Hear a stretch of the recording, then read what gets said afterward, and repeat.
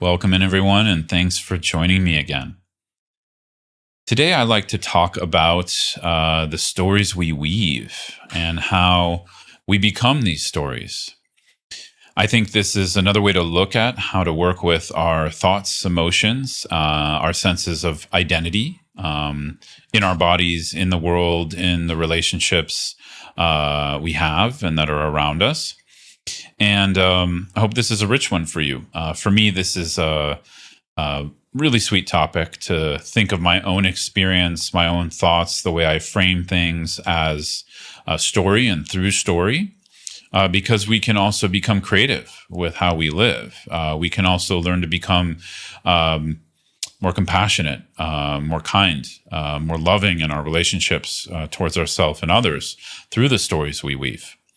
So, as usual, I welcome your feedback on all of this. So if any of this is resonating with you, please leave a comment if you're watching on YouTube. And if you're listening on Spotify or iTunes, feel free to reach out to me at scotttusa.com. The way we're going to be looking at stories today is a little different than how we might normally use the word story. Normally, we use the word story to represent a narrative, something written, something spoken, something that's, representing a historical viewpoint or maybe fantasy or something like that. Obviously, movies are also stories.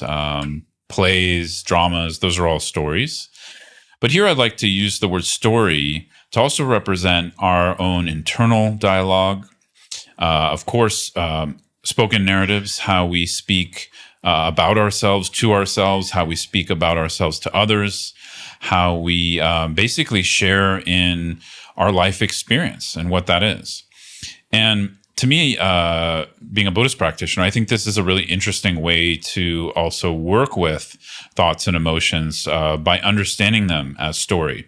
So our stories are how we make sense of our internal and external worlds, the way we weave our thoughts, both consciously and unconsciously, how we talk about ourselves, how we talk about others, how we frame a certain situation or experience we have or memory.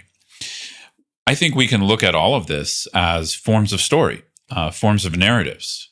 So these narratives are how we often make sense of a situation that happened to us, a memory, something that's going to happen in the future, or currently, if we're in a conversation with someone or we're just, sitting with our own thoughts.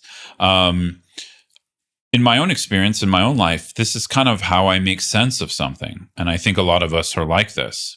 So my whole take here is, why not become aware of that? Why not use those narratives, those ways of how we make sense, to become aware of those narratives, to become aware of how we can both shape them for the good, for the better, and also how we can become aware of when those narratives are actually harmful or destructive towards ourselves and others, and to learn how to shift them. So in my experience, if I'm not becoming aware of and shifting narratives that may be harmful towards myself or others, or, enhancing or encouraging ones that are beneficial, these are the narratives, these are the stories that feed who I am in that given moment, right? So I just want to put that out there as a question for you to reflect on. Is that true for you?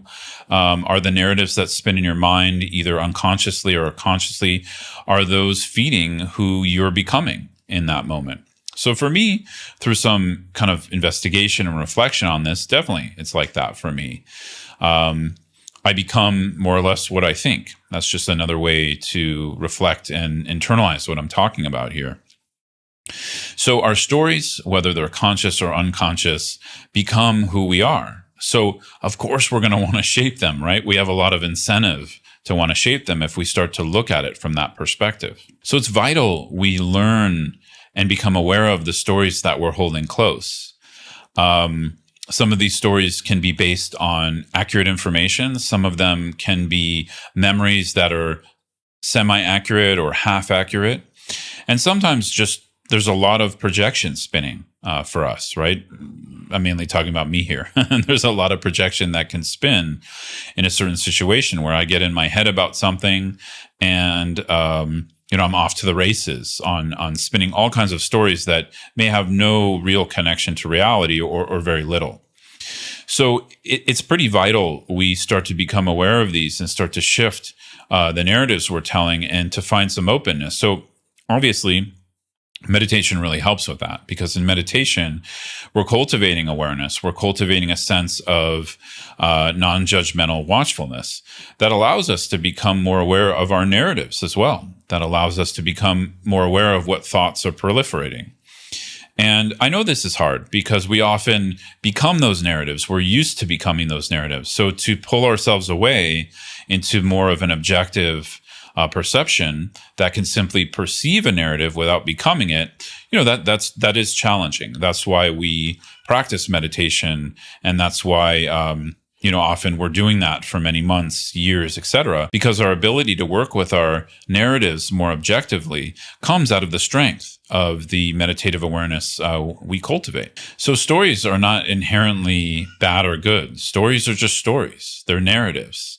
They're what we're taking in through our sense perceptions, and that our mind is interpreting into different ways we want to be in the world, or what actions we want to take, or actions we don't want to take.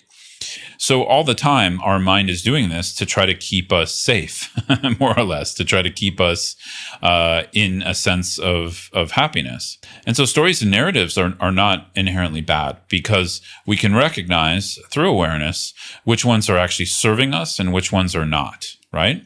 And actually, in Buddha Dharma, as we learn to connect with what's called prajna, or non-dual wisdom, we also start to recognize that it's all story. Actually, it's all narrative.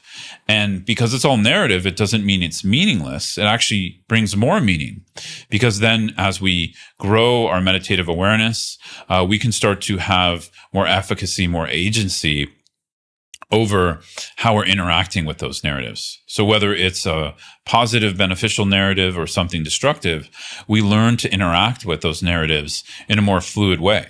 And then obviously we can reduce over time the destructive narratives, and how, we sometimes take action based on those and do harm. So we can reduce that, and then we can increase the narratives that are going to bring more well-being, the narratives that come out of loving kindness, compassion, equanimity, etc.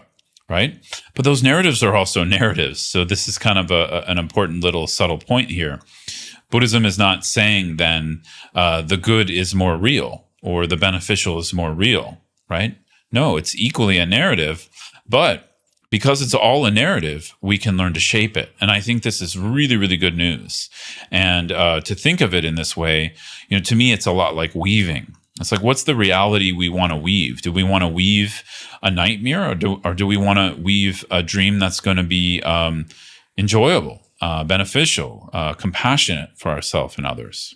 So when our stories come from a place of love, compassion, and an openness, we have a chance to heal ourselves and others. We have a chance to find more flexibility, fluidity, and of course, from the Buddhist perspective, a chance to find more liberation and freedom. So one really helpful thing that I try to implement is, as I said, an awareness of my narratives in my thinking mind, the stories that I'm weaving in any given moment. And I try to hold those narratives lightly. So one real benefit of meditative awareness is not becoming dissociated from our stories or rejecting our stories. It's the ability to hold them more lightly. Now, of course, I go up and down in that ability. I'm still a practitioner very much on the path, just keeping my head down, trying to do my work, trying to show up every day to my meditation cushion and in my life with awareness. But when I can, I try to hold my narratives lightly, right? And for me, awareness is what allows me to do that when I can do that. Whether it's awareness in the body and there's more embodiment to that process, or it's just a quality of observation or watchfulness where I'm leaving a little bit of room between me and the narrative, right? Because as I said earlier, this is the biggest challenge for us. Our narratives are usually so fast or so swift to become identities, personalities, who and what we think we are, who and what we think others are, the world around us. So we have to shift that, and we shift that by creating more space, right? So another way to talk about meditative awareness and the benefits of it is we're accessing more openness and space. And that allows us to work with these narratives in a different kind of way, with more ease, not so quick to identify with them, etc. So this is my aspiration, to weave more narratives, weave more stories based on love, compassion, and wisdom.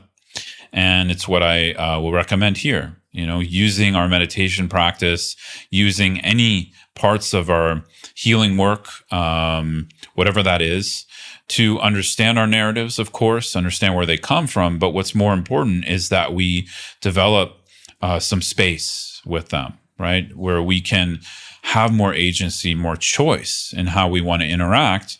And therefore that can start to affect our conduct, our actions in the world, engaging in more loving, compassionate, and wise conduct with ourselves and others. So be well, everyone. As I said earlier, if you benefited from this, please feel free to reach out. Let me know what you think about this approach to working with our life, our thinking mind, our stories, etc. If you're watching on YouTube, feel free to leave a comment below. If you're listening on Spotify or iTunes, feel free to reach out to me at scotttusa.com. Send me a message. Thanks so much, everyone. Wishing you well.